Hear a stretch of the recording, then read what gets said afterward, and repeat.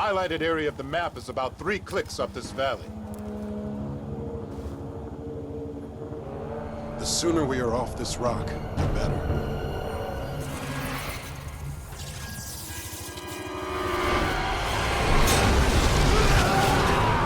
Prophet! God damn it, Prophet!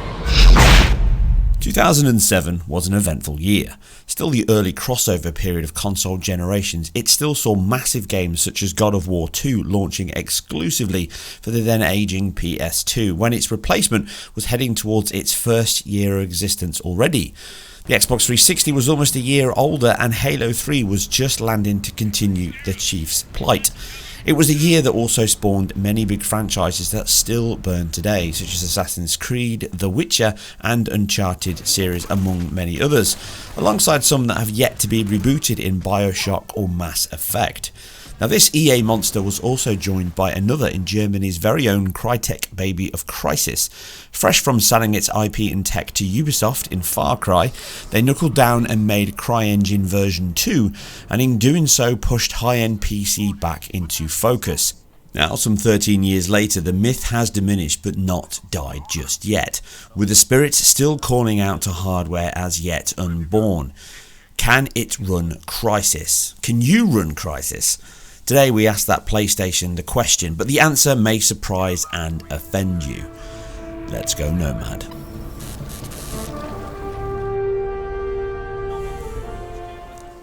Now the original DX9 focused engine was a standout for the sheer amount of modern tech it crammed in and generally forward thinking design, art and execution it deployed.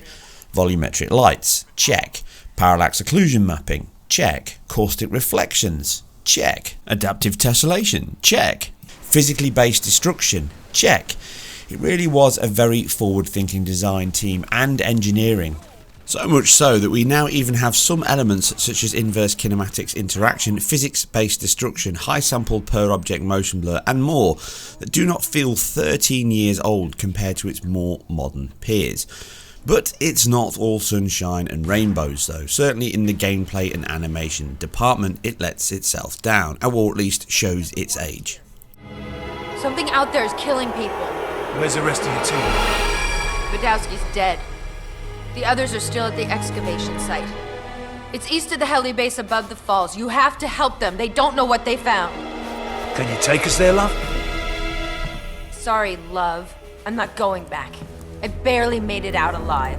So Oscar winning drama aside, what's good about this remaster? Well, the first thing is options. It's littered with options and that's never a bad thing. You can play it in 3 separate ways, at least on the PS4 Pro. On the base consoles you just get what comes out of the box. You have an option of performance, quality and ray tracing. That's right, ray tracing on a last generation console. Surely this is some kind of weird mistake or mythical beast. No, this is ray tracing, sort of. But this comes at a hit to both the resolution and the frame rate potential. Capped at 30 milliseconds, well, actually that's another point we'll touch on in a moment, not quite, and running at a native 1920 by 1080 with dynamic scaling turned on, it can dip below that level around 900p, which is very similar to the performance level with that ray tracing goodness turned on. It's not a big difference though, we'll touch on that in a moment. Moving over to the preferred method of play really is the quality mode, which doesn't look that much different from the ray traced option, but it does run at the same frame rate, but it does boost the resolution up to what I see as a top out of 2560 by 1440 right down to 2240 by 1260, and that is quite a common count. 2240 by 1260 comes out quite often in this mode. Now the image quality is sharper and cleaner, but it's not a huge leap. It still uses screen space reflections, and fundamentally what you've got here is a very limited amount of BVH objects that are sampled from the view of the ray trace, and then it shows what's on the screen in terms of the reflection. You can see the moon, the sign. There's a few elements here in the water on this boat, which is probably the highlight of the whole game in terms of ray tracing. This is it. I couldn't find anything else throughout the entire playthrough that really stood out to me as really showing off ray tracing objects. So it doesn't add a great deal to the game, and you would be struggling to see it most of the time. This is probably the best you'll get, and a lot of this could be done by just using dynamic cube maps. You don't even need to do this, so it's almost a waste of resource on what they've done, and it still has the same artifacting because screen space reflections are used alongside this. And as you can see here with the characters, the missiles, the boxes, as I look down, they all just wipe away in standard screen space reflection, leaving the big AT and some of the objects on the ship itself and the alien. It's a very limited amount of objects that can fit into it because it's limited what it can sample through, and you can see it just drawn away as I look down and look up. So it's more here for marketing. I'm not going to lie. They've said ray tracing, it's there, it's marketing. It doesn't add anything to the game at all, rather than lower the resolution, lower the frame rate when it's running. So I wouldn't bother with it. I wouldn't turn it on. It does nothing over and above what you're seeing here. This is the highlight of the entire game using it. Everything else uses screen space reflections, cube map reflections, and specular highlights. Nothing really stands out. So I would recommend you turn ray tracing off and stick to the performance mode or the quality mode. And that brings us to the last one, the performance mode, which again targets 60 FPS, so it targets 60 milliseconds, and again it's a dynamic from 1920 down to 900p, so it scales between the two, tries to keep the performance high, but it's not really a GPU bound title. Even on the PS4 itself, most of the time it's CPU bound, and that means you're seeing lots of elements here where it's single-threaded DirectX 10 engine, DirectX 9 engine. It doesn't really push above that, and it stutters and judders, and you get some seriously long frame times into the 100 milliseconds, 300 milliseconds at some points. And this is kind of a compound situation when you're ramming through buildings. You've got multiple physics interactions running on one thread. They're all stacking up behind each other, and this just compounds each other. And you can see here on the frame rate graph as it just really impacts. And this happens on every single mode. It doesn't matter whether you're in ray trace, performance, or quality. It does the same thing on all of them. It does the same thing on the PS4 as well. This is a CPU bound title all over again. And you can see here on the PC version here, running on my Ryzen 2700 and then an RTX 2070, it drops into the low 40s. It can drop even down to 30s at points in the same part, just testing it here, and you can see the thread utilization. It's literally got two dual cores, one running the rendering thread, one running the physics thread. The physics thread gets swamped here when you're crashing into the building 100% on this core, so you can imagine what that's going to do to a Jaguar core, and that means that any resolution you set it at any mode doesn't make any difference. It will do the same thing on all of them because it's CPU bound. Obviously on top of that, it's obviously double buffered as well, so that doesn't help, but you need that for the input times and performance. And this is just because it's the exact same engine. They haven't really changed anything here from the original PC title, the DX9, DX10 engine.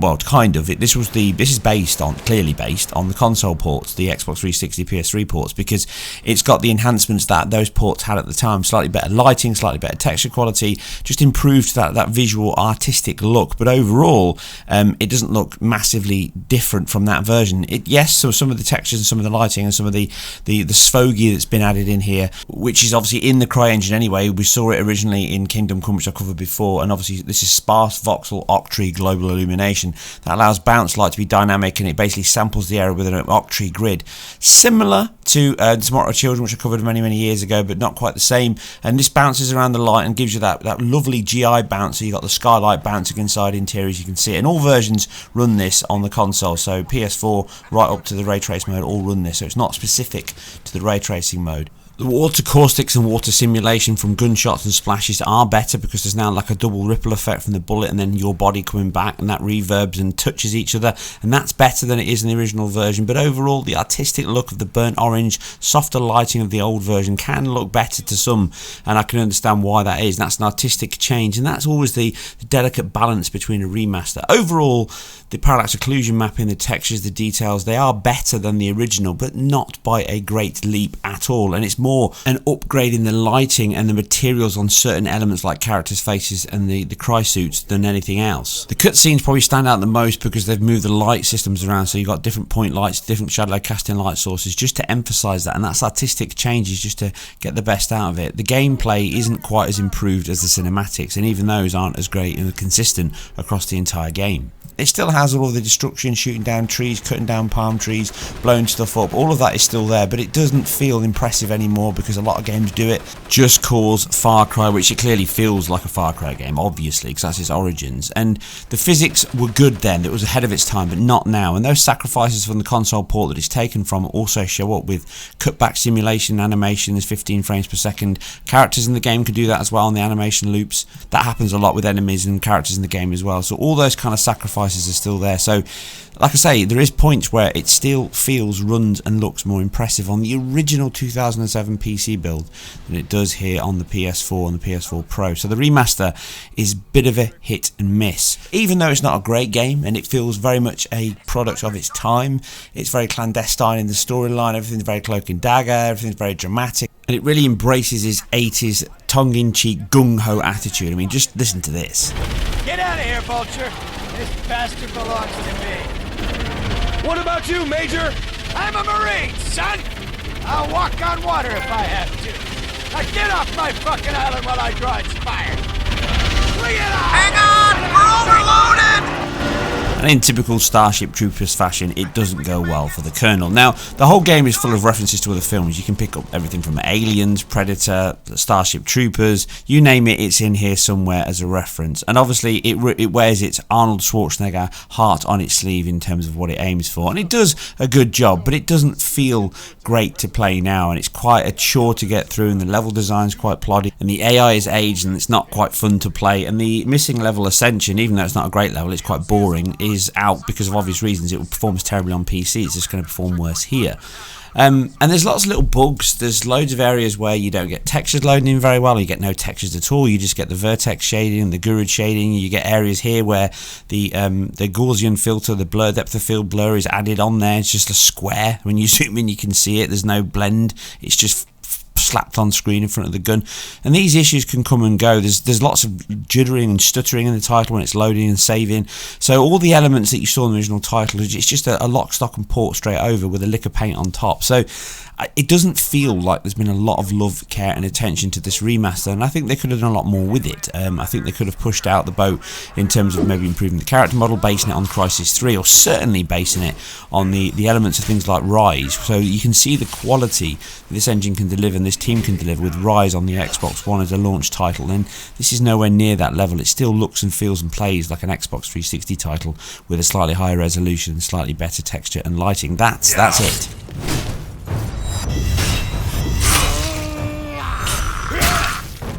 Be the last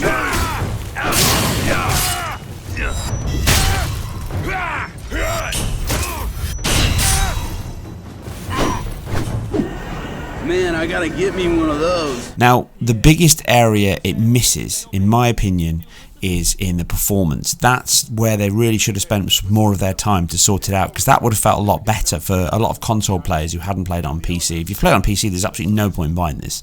I'll be straight out and say that.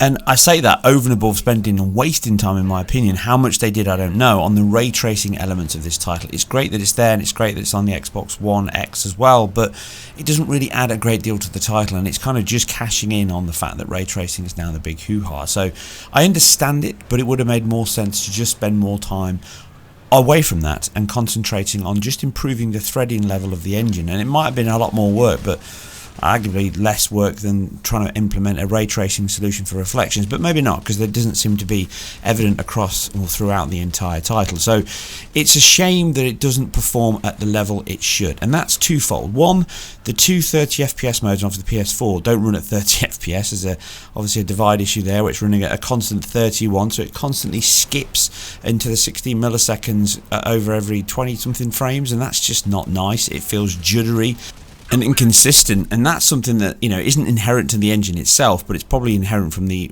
legacy of the engine in terms of bringing it over from the old version into this version, and that really stems from things like maybe memory space, CPU allocations. But when it's consistent, it consistently skips 20 milliseconds, and it just feels really stuttery and as if it's dropping frames when you're panning the camera. So this is the one area they should focus on for their first patches, to get this locked at 33 milliseconds, because then it would feel excellent in the 30 FPS mode and on the PS4 most of the time. It could lock to 6 to 30 quite well. That's the first side. The second side is the 60 FPS mode is nowhere near 60, so it generally doesn't hit 60 anywhere near at all in combat. It's sub 1080 sometimes, but you can get away with that. That isn't the main issue. The main issue is it's not there. It's just not. It's not worth it. It's not GPU bound most of the time. You saw on the RTX 2070s, it's 35%, 40% utilization. So it's not fully maxed out at 1080p on the PS4 Pro either. So it could do more, but it's CPU bound and they could have spent more time there, and that means that the game just feels inconsistent. On top of this, you've got all things like the sprite imposters. They're just loading in right in your face. You've got palm trees that look like they've been nabbed from Sonic the Hedgehog, and it sounds really harsh, but these are the elements they should have spent time fixing or pushing it out a little later. But I understand the business ramifications of this. They need the money, but once you get into combat or long views on any version, it drops into the sub 30 FPS at some points, and like I say, the 60 FPS mode is generally somewhere hovering around the 35-40 FPS, but it's generally in that 33 milliseconds far too often. It can push much further up into the 100 milliseconds, and then you've got all these juddering, stuttering moments which are exacerbated in the ray tracing mode, probably because it's memory bound and it's running out of memory on there, and there's a bit more bandwidth because of the BVH sample. So they're just almost going too much, trying to cram too many things in rather than just fix one thing. Do one thing well rather than do three things half-heartedly, and that's really what I'm trying to say. It's a shame because Crysis has a lot of legacy, and there is some great elements here that they've improved on. Like I say, the quality of the textures and the POM is very good on certain parts when it works, but there's too many weak areas, too many bugs, too many issues, and performance is way under par for me to really recommend this to anybody other than the hardcore of Crysis fans. It still looks, runs and plays better on a PC version, but it kind of holds this legacy of being this almighty benchmark for future games, and some of that was true. There was a lot of stuff in there absolutely true, and it was an impressive game at the time, don't get me wrong. And a lot of it was CPU, not GPU, as we can see now. It's heavily underutilized on GPUs, modern GPUs, but CPU, it still just needs a really fast single core, so that isn't future-proofing in terms of where it was. But to be fair, in 2007 there was dual cores, we were heading into that multi-threaded workload, so it wasn't as if it was an unknown, but it's totally understandable that they didn't go down that route back then. As it stands, Crysis Remastered is a game that does certain things well and certain things not as well as the original. It's far from a bad game, but it feels like an old game. It doesn't feel like an update. And like I say, the biggest boost they could give it is get it locked to 60 FPS or much closer. That would feel better, and cap it at 30, so you have a real genuine option of 30 or 60. Then it would feel like a real improvement, but at the moment there's too many sub 30 FPS moments, both in the ray trace moments and the standard non-standard just quality mode, and then on top of that you've got this sub 60 FPS generally all the time in the performance mode, so it makes it kind of pointless to have because it doesn't really add a great deal to the title overall.